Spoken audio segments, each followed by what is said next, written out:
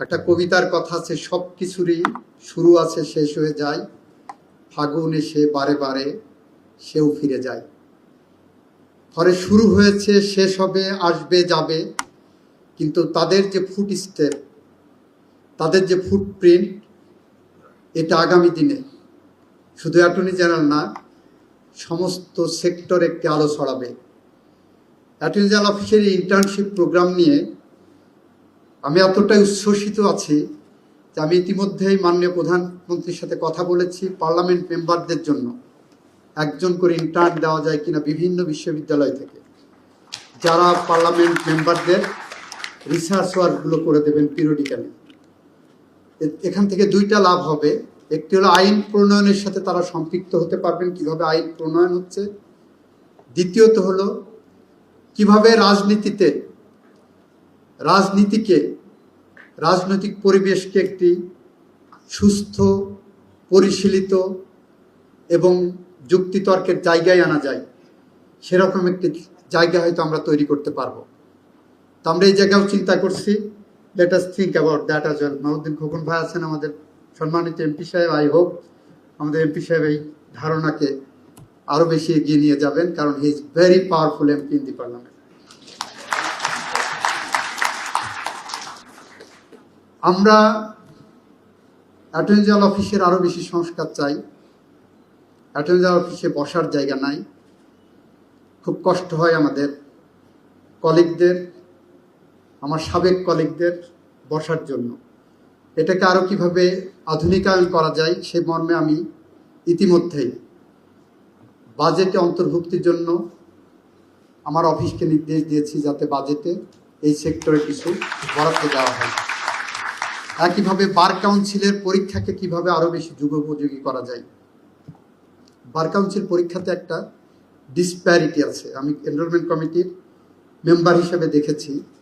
I hope যে আমাদের অন্য মেম্বাররাও এখানে এই জিনিসটা অনুধাবন করবেন। যেমন আপনার বিশ্ববিদ্যালয়গুলোতে ভর্তির ক্ষেত্রে যারা ইংলিশ মিডিয়ামে পড়ে, ও লেভেল, এ লেভেল, তাদের ভর্তির ক্ষেত্রে বাংলা লেভেলে যারা পড়ে আসছে আমরা, আমাদের সাথে কম্পিটিশন করতে তাদের খুব হার্ডেস্ট সিচুয়েশন ওভারকাম করতে হয়, কারণ আমাদের প্রশ্নের পদ্ধতি হয় বাংলা। বার কাউন্সিল পরীক্ষাতেও দেখা যাচ্ছে আমাদের অনেক ব্রিলিয়ান্ট ছেলেরা যারা ইংলিশ মিডিয়ামে পড়ে এসেছেন, যারা বাইরে বিদেশে লেখাপড়া করে এসেছেন, তাদের জন্য একটা কঠিন বাস্তবতা পার হতে হয়। বার কাউন্সিলের চেয়ারম্যান সাহেব আছেন, বার কাউন্সিলের সদস্য আছেন এখানে, ওনাদেরকে অনুরোধ করব এই বিষয়গুলো আপনারা একটু ভালো করে খতিয়ে দেখবেন, কিভাবে এটা আরও বেশি যুগোপযোগী করা যায়। আমরা চাই এমন আইনজীবী যারা বাংলাদেশকে কন্ট্রিবিউট করতে পারেন। আমি কালকে একটা ফাইল দেখছিলাম, আমাদের আইন কমিশন নামে একটা কমিশন আছে, 150 কোটি টাকার উপরে সেখানে গত 2 যুগ ধরে 150 কোটি টাকার উপরে সেখানে খরচ হয়েছে। 169টা আইনের সুপারিশ করেছেন, মাত্র 8টি আইন সেখান থেকে নেওয়া হয়েছে। প্রতি বছর 8 থেকে 10 কোটি টাকা সেখানে আমরা খরচ করছি জনগণের টাকা। আমাদের সেখান থেকে ইনপুট খুব কম। আপনারা দেখবেন এখন যারা যারা বড় বড় কথা বলছেন, রিটায়ারমেন্টের পরে যে চাকরি খুঁজছেন, বিভিন্ন কমিশন করতে চাচ্ছেন, রিটায়ারমেন্টের পরে সেখানে চাকরি করবেন, বিভিন্ন কোম্পানির চেয়ারম্যান হচ্ছেন। সুপ্রিম কোর্টের বিচারপতি তো ছিলেন বাবা, সুপ্রিম কোর্টের বিচারপতি হিসাবে রিটায়ারমেন্টের পরে, চিফ জাস্টিস থেকে রিটায়ারমেন্টের পরে আপনাকে কেন আইন কমিশনের চেয়ারম্যান হতে হবে সুপ্রিম কোর্টের চিফ জাস্টিস থাকার পরে বাংলাদেশে? আপনি কেন কোম্পানির বোর্ডে বসে চেয়ারম্যানগিরি করবেন? আপনি হাইকোর্টের বিচারপতি ছিলেন, সুপ্রিম কোর্টের বিচারপতি ছিলেন, আপনি কেন কোম্পানির বোর্ডে বসে কোম্পানির শেয়ার হোল্ডারদের ডিসপিউটের মধ্যে বসে বোর্ডে বসবেন, চেয়ারম্যানগিরি করবেন?